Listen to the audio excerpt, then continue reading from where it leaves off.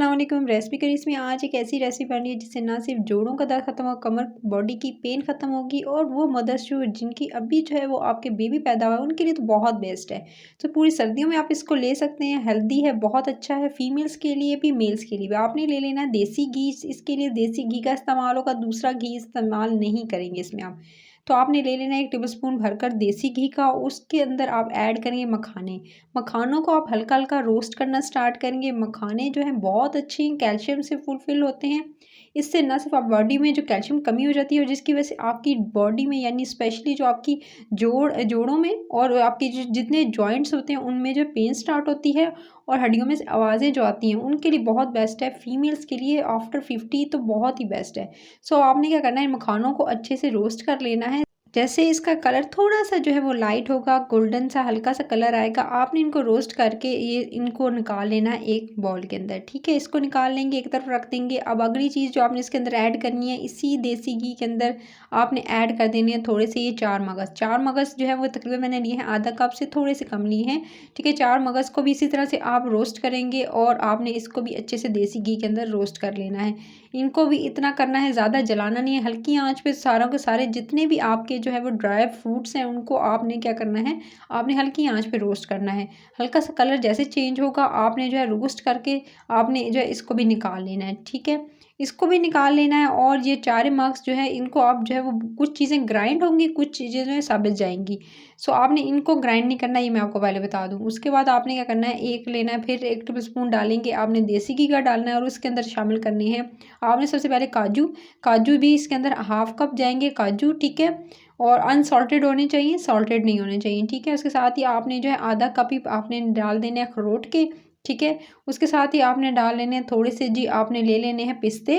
पिस्ते भी आधा कप ही जाएगा इसके अंदर और पिस्तों के साथ चला गया, साथ में आपने इसके अंदर ऐड कर देने बादाम।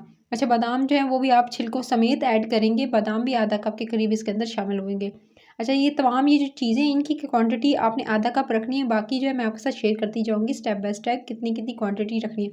कुछ जो ड्राई फ्रूट्स हैं या कुछ चीज़ें ऐसी डलेंगी जिनकी तासीर ठंडी गर्म होगी, तो आप अपने जो मैं आपके साथ शेयर करूँगी जितनी क्वांटिटी में आपने ऐड करनी है, तो आप उतनी क्वांटिटी रखिएगा, इससे ज़्यादा या कम ना कीजिएगा। चलें जी, इसको जो है फिर आपने अच्छे से रोस्ट कर लेना है। इन ड्राई फ्रूट्स को भी आप रोस्ट कर लेंगे घी के अंदर और रोस्ट करके इसको भी आप निकाल लेंगे। अच्छा, इनको आपने एक साथ निकाल लेना है, एक साथ इनको रोस्ट करेंगे, बाकी कुछ चीज़ें अलग-अलग रोस्ट होंगी। फिर थोड़ा-सा घी डालेंगे। अच्छा, जो घी की मिकदार है बहुत कम जा रही है, आप कह रहे होंगे कि भाई इतना घी जा रहा है, नहीं ऐसा कुछ नहीं है, बिल्कुल थोड़ा-सा डालना है। और अब आपने इसके अंदर गोंद कतीरा जोड़ों के लिए बहुत बेस्ट है, स्पेशली वो मदर्स या वो लोग जिनके जो है जोड़ों में दर्द होता है, उनके घुटनों में दर्द होता है, उनके लिए गोंद कतीरा बहुत बेस्ट है। इसकी तासीर ठंडी होती है लेकिन ये बहुत अच्छा है आपकी स्पेशली आपके जोड़ों के दर्द के लिए, आपके जो है वो घुटनों के लिए। तो आपने इनको अच्छे से रोस्ट करना है। अच्छा, इसको रोस्ट हल्की आँच पे कीजिएगा। ये बहुत सख्त होता है, बिल्कुल पहले आपको ये सख्त पत्थर की तरह लगेगा, लेकिन जैसे धीरे-धीरे आप इसको रोस्ट करना स्टार्ट करेंगे तो ये फूल जाएगा और फूल कर आपको पॉपकॉर्न्स की शक्ल में बिल्कुल सॉफ्ट हो जाता है, बिल्कुल एकदम फूला हुआ पापड़ की तरह। उसके बाद आपने किशमिश लेनी है, किशमिश को भी हल्का-सा रोस्ट करेंगे, किशमिश भी फूल जाएगी, ठीक है? इसको भी इतना रोस्ट करेंगे तो ऑटोमेटिकली ये क्या होगा, सॉफ्ट होके ये भी फूल जाएगी। अच्छा, इन दोनों को मैंने अलग-अलग कर लेना है। इसको जो है क्योंकि गोंद कतीरा जो है वो उसको अलग जो है आप कर लीजिएगा, साइड पे निकाल लीजिएगा और जो किशमिश है उसको अलहदा से बाउल में निकाल लीजिएगा। अच्छा, पीनट्स ली हैं मैंने। अच्छा, ये पीनट्स ली ऑलरेडी रोस्टेड हैं, ठीक है? अगर आप जो है वो ले रहे हैं निकली हुई, ठीक है? उसका छिलका उतार लीजिएगा, उसके बाद आप उनको रोस्ट कर लीजिएगा हल्के से ऑयल के अंदर। लेकिन मेरे पास ऑलरेडी रोस्टेड थी, सो मैंने इनको जो है, लेकिन अनसॉल्टेड है, नमक के बगैर हैं। सो अब आपने इनको जो है रोस्ट कर लेना है, ये भी आप जो है वो आधा कप के करीब लीजिएगा। उसके बाद आपने क्या करना है, ये बादाम वाला जो मिक्सचर था वो बादाम और अखरोट वगैरह वो तो साइड में रखते हैं।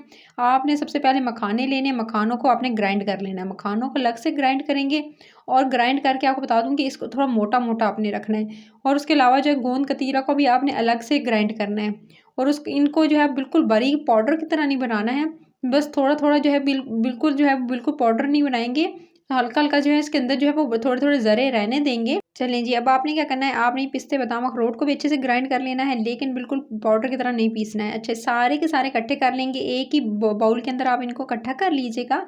आपने सबसे पहले मखाने ग्राइंड किए, उसके बाद आपने पिस्ते, बादाम, अखरोट जो थे उसको भी आपने अच्छे से काजू के साथ जो है वो ये ग्राइंड कर लिया। देखिए मोटे-मोटे, थोड़ा-सा जो है वो बिल्कुल बारीक पाउडर नहीं किया है मैंने, इसको थोड़ा-थोड़ा मोटा-मोटा रहने दिया है। उसके बाद इसको ग्राइंड करने के बाद अब आप ये देख सकते हैं बिल्कुल ये रेडी है। उसके बाद जो है अब अगली चीज़ आपने जो डालनी है ग्राइंड करने के लिए, वो मैं आपको शेयर कर देती हूँ। आपने ऐड करना है मखानों को अलग से आप जो करेंगे, क्योंकि ये देख सकते हैं फूले हुए बिल्कुल। अब आपने इनका भी पाउडर बना लेना और इसके अंदर ऐड कर देना है। अब ड्राई फ्रूट्स जो है वो ग्राइंड हो चुके हैं। अब आपने क्या करना है, 2 टेबलस्पून भरकर घी का लीजिएगा, देसी घी का पैन में ऐड करना है। उसके साथ 1 कप भरकर तकरीबन आपने 250 ग्राम से 300 ग्राम तक आपने ले लेना, कटोरी भरकर आपने सूजी। अच्छा, सूजी लेंगे और सूजी को आपने इतना जो है वो दे सकते हैं, इसको हल्की आँच पे आपने इसको भूनना स्टार्ट करना है, इसकी रोस्टिंग स्टार्ट कर देनी है। अब आपने याद रहे कि जो आप जो सूजी है इसको बिल्कुल हल्की आँच पे करेंगे, एकदम जो है बिल्कुल जलाकर तेज़ी में बिल्कुल इसको रोस्ट नहीं करना है। इसका कलर अच्छा सा खुशबू आने तक, जिस तरह के नॉर्मली आप जो है वो हलवे के लिए बनाते हैं, लेकिन उसमें तो आपने बहुत ज़्यादा जो है वो उसकी देखते हैं, क्योंकि क्या उसके बाद आपने पानी भी डालना होता है, लेकिन इसमें पानी वगैरह तो जाएगा नहीं। सो आपने इसको हल्की आँच पे रोस्ट करना है, ताकि अच्छा से एक-एक दाना जो है सूजी का वो अच्छे से उसका कलर चेंज हो जाए और अच्छे से रोस्ट हो जाए, और आप इसका कच्चापन चला जाए, सूजी का अपना जो कच्चापन होता है ना, वो आपने दूर करना है। इसको मुसलसल में चम्मच हिलाते हुए, ताकि नीचे से जो है वो ज़्यादा डार्क कलर ना आ जाए और ऊपर से जो है वो लाइट ना रह जाए। उसके बाद आपने जैसे ही थोड़े से 3 से 4 मिनट गुजरेंगे रोस्ट करते हुए, आपने जो ड्राई फ्रूट्स जो है ग्राइंड करके रखे थे ना, वो सारे के सारे इसके अंदर मिक्सचर को ऐड कर देना है आपने, और सूजी के साथ भूनना स्टार्ट करना है। अच्छा, सूजी जो है तकरीबन भूनते हुए 4 से 5 मिनट हुए, तब मैंने जो है इसके अंदर ऐड किए ग्राइंड किए हुए ड्राई फ्रूट्स थे। अच्छा, इनको अच्छे से जो है अब आपने अच्छे से इसके साथ जो है भूनना है। भूनने के बाद आपने तकरीबन लगभग 4 से 5 मिनट के बाद अब आपने इसके अंदर जो है, मैंने हल्की आँच रखी है इसलिए थोड़ा टाइम लग रहा है। इसके अंदर आपने पीनट्स ऐड कर देनी है। हर चीज़ जो है स्टेप बाय स्टेप आप इसके अंदर ऐड करते जाएँगे, और हर एक चीज़ की आपने रोस्टिंग अच्छे से करनी है। पीनट्स को भी आपने रोस्ट कर लेना है अच्छे से, सूजी वाले मिक्सचर के अंदर अच्छे से आप इसको भी रोस्ट करेंगे, और उसके बाद आपने आखिर में सबसे जो है इम्पोर्टेंट चीज़ ऐड करनी है, डेसिकेटेड नारियल। नारियल का बुरादा इसके अंदर जाएगा हाफ कप भरकर। अगर नारियल का बुरादा नहीं है तो आप क्या करेंगे, आप लेंगे नारियल, उसको बारीक बारीक जो है वो काट लेंगे, और काट के बिल्कुल चॉप्ड करना है, बिल्कुल बारीक बारीक, और आप उसको डाल सकते हैं, वो भी इसकी जगह पे सही है। दोनों काम सेम ही करेंगे। उसके बाद आपने इस तरह से नारियल को भी भून लेना है 2 से 3 मिनट, हर चीज़ को आप भूनेंगे इसके साथ, ताकि टेस्ट डेवलप हो और एक अच्छा सा टेस्ट आए। क्यों? क्योंकि आपने इसको स्टोर करके रख सकते हैं महीने के लिए। ऐसी चीज़ जैसे 1 महीना 2 महीना आप आराम से रख सकते हैं, एक चीज़ स्किप किए बगैर। उसके बाद आपने जो है इसके अंदर ऐड करनी है चीनी। अच्छा, चीनी इसके अंदर जो है मैंने एक सिर्फ़ और सिर्फ़ जो है वो आधा कप भर के डाली है। इससे ज़्यादा चीनी नहीं डाल रही हूँ। अगर आप चीनी नहीं डालते तो आप इसकी जगह जो है वो आप शक्कर का इस्तेमाल भी कर सकते हैं। उसके बाद आपने इसको अच्छे से चीनी को जो है पकाएँगे, यानी पकाने का मतलब ये है कि आपने जो इसके साथ जो है थोड़ा-सा जो है भूनेंगे, तो चीनी ऑटोमैटिकली इसके अंदर कैरमलाइज़्ड होके जो है वो चीनी बिल्कुल घुल जाएगी और इसके साथ मिक्स हो जाएगी। फिर आपने जो रोस्ट करके रखी थी ना किशमिश, मेवा, वो भी इसके ऊपर डाल देंगे, और इसको अच्छे से 1 से 2 मिनट भून कर फिर आपने इसको निकाल लेना है। अच्छा, सारे मिक्सचर को निकाल लिया, उसके बाद आपने जो है एक चीज़ आप कह रहे होंगे, मैंने इसमें 4 मगज़ नहीं डाले हैं। 4 मगज़ अभी नहीं जाएँगे, पहले मैंने स्टार्टिंग में उनको थोड़ा-सा जो ग्राइंड कर लिया था, और थोड़े से जो बचे हुए 4 मगज़ और कुछ ड्राई फ्रूट्स बचा के रख लिए, उनको आप आखिर में ऐड करेंगे। अच्छा, किशमिश भी रोस्ट की हुई थोड़ी-सी बचा ली थी, वो भी उसके ऊपर डालेंगे। अच्छा, ऊपर डाल के, अच्छा मैं आपसे कही थी कि इस महीना 2 महीने कैसे आप जो है वो इसको स्टोर कर सकते हैं।